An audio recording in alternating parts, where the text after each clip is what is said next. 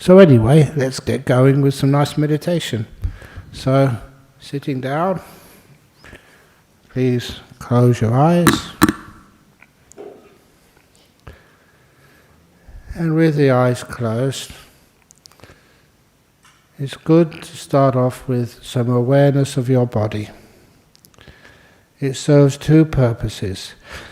First, to relax your body, but also to build up the power of awareness supported by kindness. When those two come together, you can actually experience this for yourself.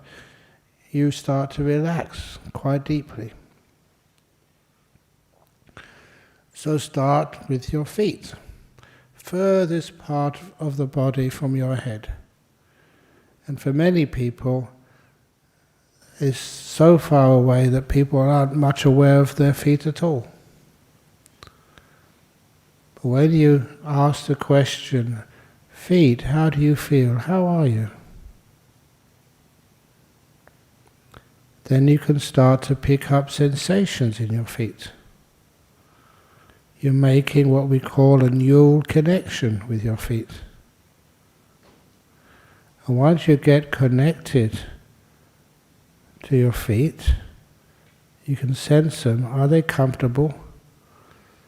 Can their level of comfort be improved? This is adding the kindness to the mindfulness. And I don't know, but every time I sit down to meditate, I can always improve by just adjusting the posture slightly. So my feet aren't so squashed. And then even further, I can actually feel the sensations of my feet. And I just wish them to relax. Kind of learning how to open them up, no tightness, no tension, no pulling, no pushing. Everything is as comfortable as they can possibly be. I care, even for my feet. And once I start to do this, the feelings in the feet are more easy to notice and they're more delightful. I literally am relaxing my feet. People may think it's crazy, but when you can do it yourself, it's very brilliant and really helpful. Once my feet are pretty relaxed, then I go to my ankles. You may have strained your ankle, twisted it or whatever. And now you're just being aware of the sensations in the feet or in the ankles and wishing them well.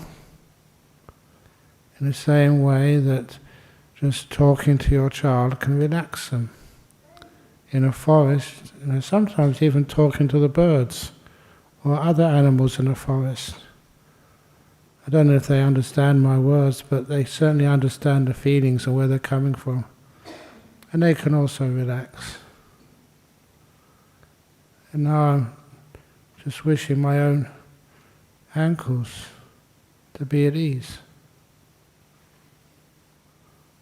And I feel them responding. They are relaxing. It's like they're sinking into the cushion rather than being tight. They're easing off. And go up to my lower legs, the calves, the skin and the bones.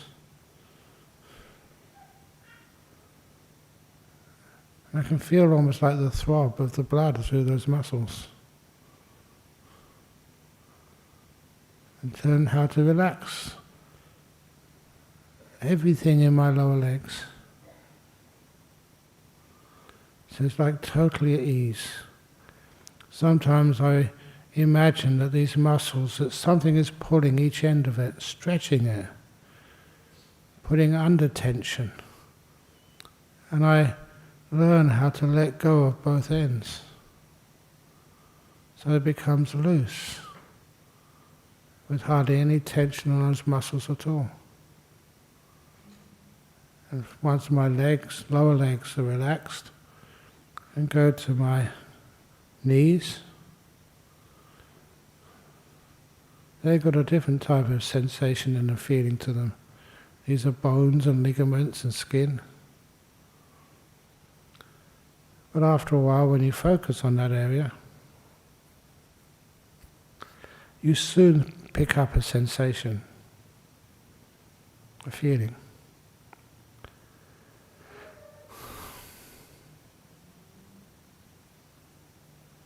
Now the next job, once I know how my knees feel, is to see how much I can relax them. Sometimes out of fear or overreaction, we can tighten things up. So if you can't relax your knees, just imagine tightening up the knees and then let go. And usually whatever part of your body you try this on, tensing up and then let go, you usually become more relaxed than when you started.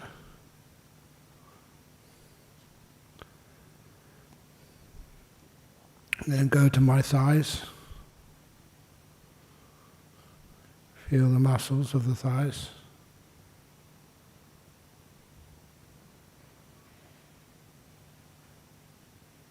And even though I can't notice any problems in my thighs, nevertheless I can always relax them that little bit more. Sometimes just caring for them, not passing over them too fast. Say that these muscles which normally don't misbehave, that I care for you. That allows the muscles to relax. And into my buttocks, always feel the pressure of the buttocks carrying the weight of my body on top of the cushion, making sure that those buttocks are also peaceful, relaxed. And the feeling of pressure, no way I can get rid of that feeling because that's a physical pressure. But what I can do is make sure it's even. There's no spots which are more pressured than other spots. Because when you have that evenness of feeling, that feeling will soon disappear. And I go to my waist,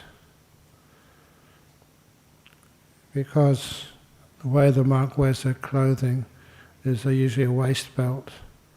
I've got to make sure it's not too tight or too loose. And also the muscles of the waist are nicely positioned. I do that through a bit of movement. But once the movement has done its job, then I give this wonderful sense of protection. You're safe, you don't need to tense up. Ease, comfort. Until even my waist feels much more relaxed than when I started. Also make sure my back is comfortable. There's no rule about what that comfort actually looks like. You find out for yourself, experiment, until you find the best position for your own back. And then I go inside my body, starting at the bottom of the torso, kind of sweep the attention upwards. And if I can find any tightness, tension, aching, anything which is a little bit unusual, I will pause there. Pause and give so much kindness that that part of the body relaxes.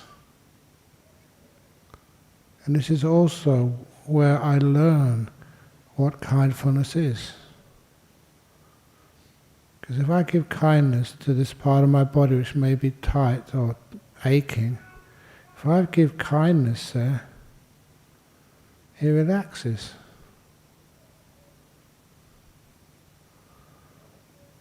It feels safe. It doesn't need to tense up. Until as I sweep this attention up the body, all these areas which could have been achy, tight, even painful, they all ease off. The mindfulness and the kindness working together. Move the attention up to the stomach, to the lungs,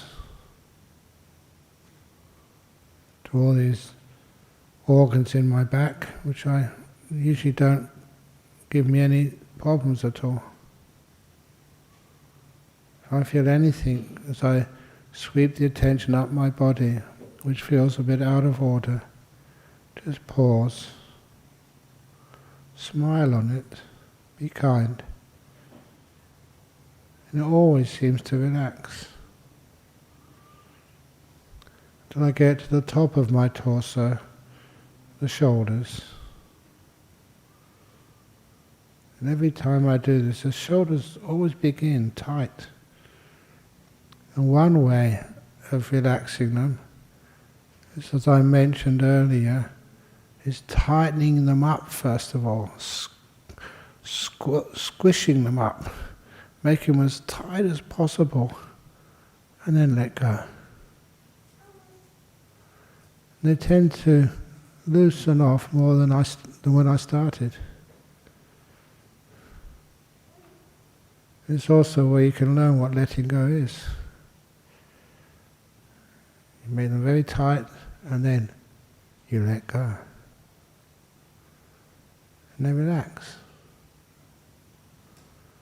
And I send that awareness down both my arms. If you've got any injury or wound there, you can feel it. Pause, give it kindness, and it feels better. Past the elbows. Down the forearms. I'm going fast because my arms and hands and wrists are usually in very good shape. To the hand itself. In those hands I can feel those fingers there. There's lots of sensory material down there. I can feel them so easily. Just want to make sure they're all comfortable.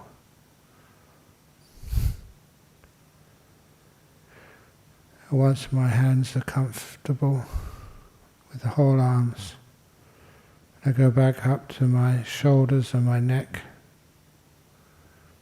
And some people do have neck pain after they meditated, because they don't put their head in a comfortable position at the beginning. So now I move my head to the left and right, back and forward, so I can find the most comfortable position for my head on top of my neck. And lastly, I can feel the sensations in my face, around my eyes, and my mouth, and my nose. Once you can be aware of those sensations, how it feels, then a little bit of kindness can relax everything. The facial muscles feel more at ease, more relaxed, more pleasant.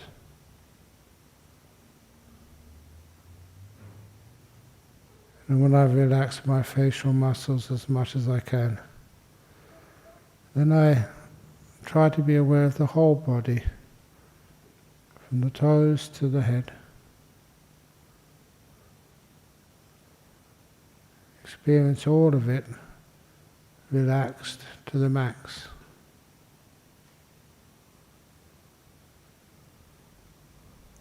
And at this time, I also always experience this feeling of delight, the delight of relaxation.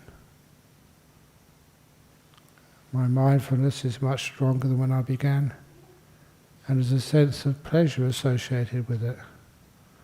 Mindfulness is a delightful experience.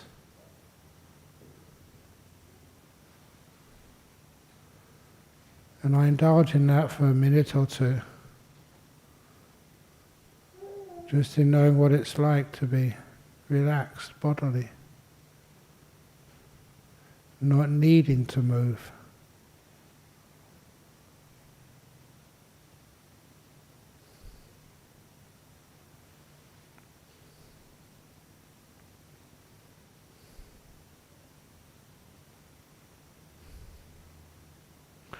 And then I let my body go and start moving into the mind by asking myself, how peaceful am I? Sometimes to help I give it a number from 1 to 10. 1 is really peaceful, 10 is very agitated. I'm not saying one is better than the other. I just want to know how peaceful I am. I'm getting that awareness of the mind, because peace doesn't live in the body, it lives in the mind. And I also notice how that level of peace moves closer to one, to being really peaceful. First of all, abandon all past and all future. It's not the time for it right now. Right now, I've only got time for right now.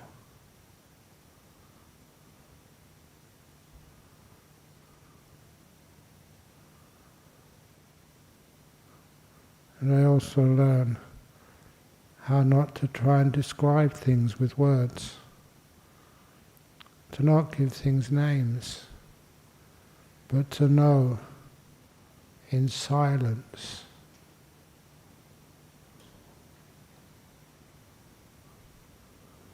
And that is usually enough mindfulness and peace to go deeper into meditation. I will now be quiet. I will ring the gong again. I'll ring the gong next at the end of the meditation.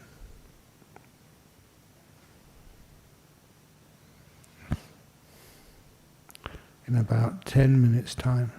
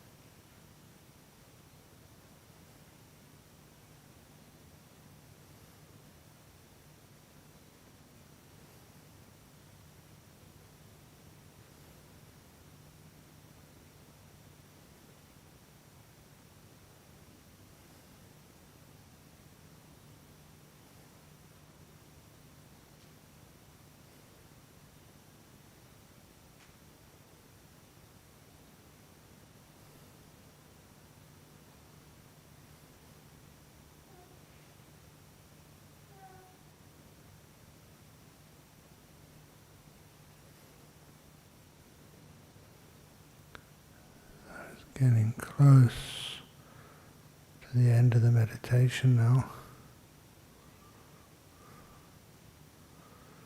Don't open the eyes yet. But experience how you feel. What's peace and stillness like?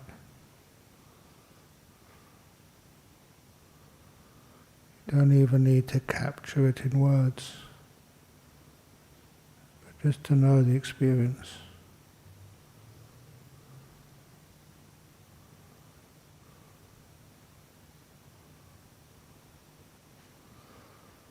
What does the body feel like?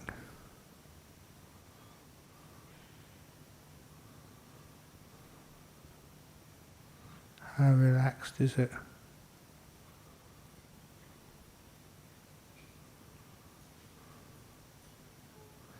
This is where you know for yourself the benefits of meditation.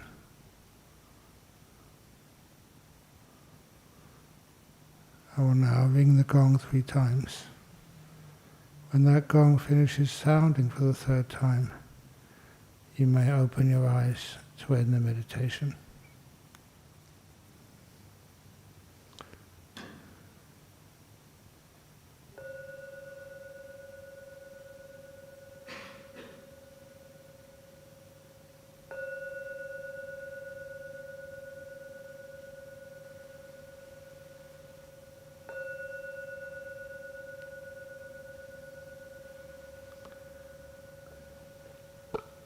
Very good.